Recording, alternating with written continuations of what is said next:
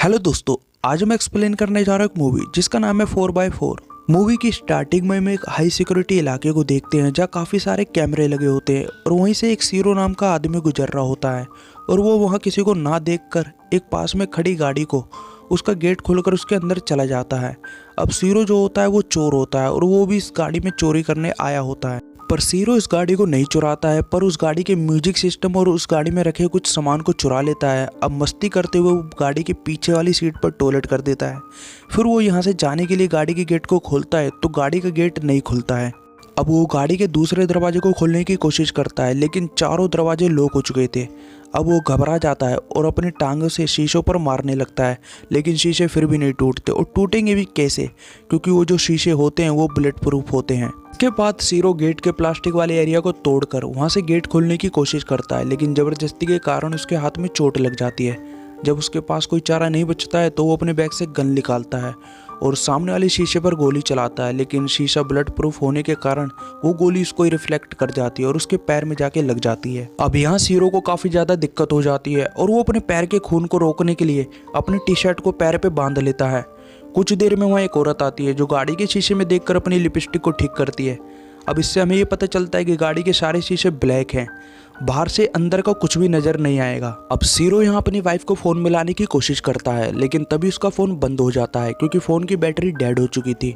अब सीरो इस कार में बहुत बुरी तरीके से फंस चुका था और उसके पास कुछ खाने के लिए भी नहीं था और पीने के नाम पर उसके पास थोड़ी सी पेप्सी रहती है जिसको पी के वो अपनी रात कैसे न कैसे गुजार लेता है। अब सीरो जब अगले दिन जागता है तो वो चुराए हुए म्यूजिक सिस्टम को गाड़ी में फिट करके उसमें गाने बजाता है और रिलैक्स होने की कोशिश करता है और फिर दरवाज़ा तोड़ने लग जाता है।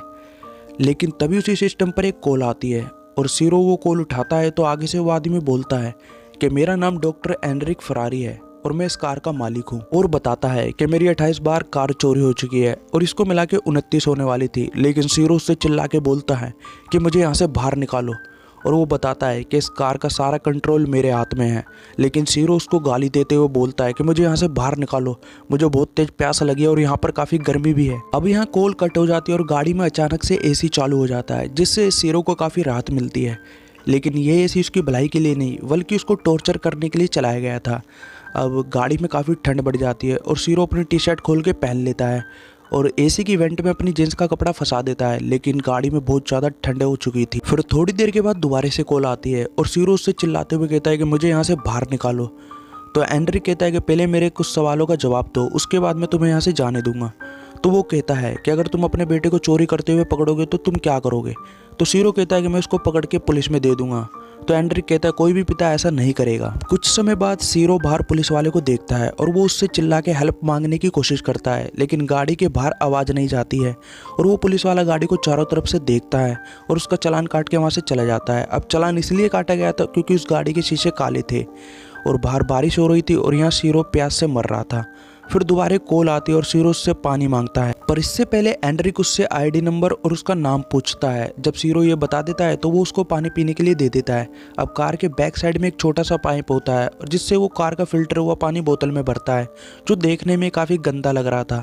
लेकिन प्यास इतनी ज़्यादा लग रही थी कि सीरो बिना कुछ समझे उसको पी जाता है। और फिर जब रात होती है तो सीरो को बहुत तेज भूख लग रही होती है और तभी उसके सामने बाहर एक डिलीवरी बॉय पिज़्ज़ा की डिलीवरी कर रहा होता है लेकिन वो देखने के सिवा कुछ कर भी नहीं सकता है। और यही गाड़ी में एक इंसेक्ट उसका फ्रेंड बनता है और एंड्रिक उसको बहुत ज़्यादा टॉर्चर कर रहा था। अब एंड्रिक गाड़ी में गर्म हीटर चालू कर देता है जिससे सीरो की हालत और ज़्यादा बिगड़ने लगती है और इतनी भूख के कारण वो पास में रखी बुक को खाने लगता है और मजबूरी में वो अपने टॉयलेट को भी पी जाता है।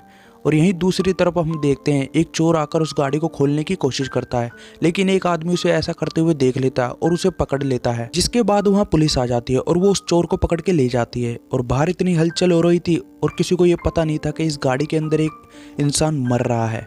अब रात को इतनी भूख लगती है सीरो को कि वो इंसेक्ट को खाने की कोशिश करता है लेकिन उसके दिल में थोड़ा रहम आ जाता है इसलिए वो उसको छोड़ देता है। और तभी गाड़ी के पास एक कपल आ जाता है जो साथ में इंटीमेट होते हैं और सीरो उनको देखने लगता है। और जब सुबह होती है तो एंड्रिक का कॉल आता है और वो उससे कहता है कि गाड़ी के डैशबोर्ड के नीचे एक चोकोबार रखी है जिसे तुम खा सकते हो। फिर सीरो अपने फ़ोन की बैटरी निकालकर धूम में चार्ज होने के लिए रख देता है और बाहर लोगों की रूटीन को देखने लगता है। और तभी बड़ी मुश्किलों के बाद गाड़ी में एक छोटा सा छेद करता है, लेकिन उस गाड़ी के छेद में से आवाज़ बाहर नहीं जाती है। और तभी एंड्रिक का कॉल आता है और वो सीरो से कहता है कि मेरे पास अरीना एंड लियोनेल की न्यूज़ है। अब ये दोनों नाम सुन के सीरो काफ़ी हैरान हो जाता है क्योंकि ये दोनों इसके बीवी बच्चे हैं। और वो एंड्रिक से कहता है कि तुम्हें इनके बारे में कैसे पता है। अब एंड्रिक कहता है कि मैंने तुम्हारे घर वालों से बोला है कि तुम लॉटरी में $1,00,000 जीते हो, जिसे देने के बाद तुम यहाँ से चले गए। और ये सुनने के बाद सीरो को काफ़ी गुस्सा आता है। अब एंड्रिक का फ़ोन कट होने के बाद सीरो अपने फ़ोन में वही बैटरी डालता है जिसे उनने धूम में चार्ज होने के लिए रखा था। अब उसे डालकर वो फ़ोन चालू हो जाता है और वो अपनी बीवी को फ़ोन मिलाता है, लेकिन उसकी बीवी फ़ोन पिक नहीं करती, इसलिए वो अपनी बीवी के लिए वॉइस मैसेज छोड़ता है और फ़ोन यहाँ बंद हो जाता है। अब बाद में हम देखते हैं कि सीरो बैठा हुआ गाड़ी के स्टार्ट बटन को दबाए जा रहा था और गाड़ी स्टार्ट हो जाती है और गाड़ी का गियर रिवर्स में अटका पड़ा था, जिससे वो गाड़ी को बैक करके तेज़ी से पीछे ले जाता है और गाड़ी का एक्सीडेंट हो जाता है और वो गाड़ी से बाहर आ जाता है। अब इसके बाद सीरो गाड़ी से बाहर आने के बाद पेट्रोल पंप के पास के कैफ़े में जाता है और वहाँ से पानी की बोतल और खाने के लिए बर्गर लेता है, जिसको लेके वो टेबल पे जाके खाने लगता है। लेकिन तभी वहाँ सिक्योरिटी गार्ड आ जाता है और वो कहता है कि इसके लिए तुम्हें पहले पैसे देने होंगे और सीरो उसको गोली मार देता है। और तभी हम देखते हैं कि सीरो ये एक सपना देख रहा होता है।